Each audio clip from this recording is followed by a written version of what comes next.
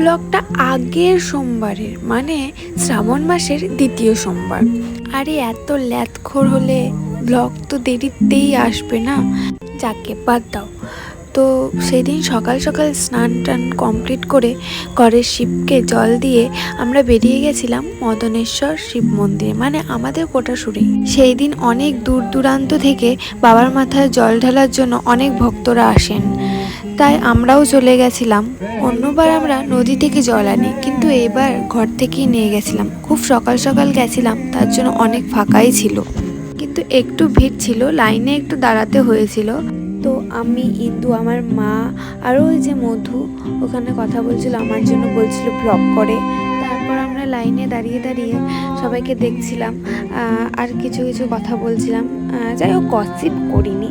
তারপর আমরা প্রায় কাছাকাছি চলে এসেছি।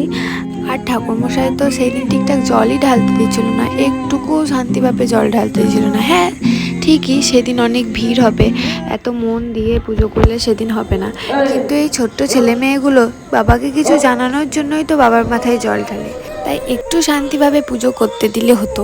সেই সময় ভিড় ছিল না, কিন্তু ঠিক আছে, তারাও পরবর্তীকালে এসে শান্তিভাবে পুজো করে যাবে।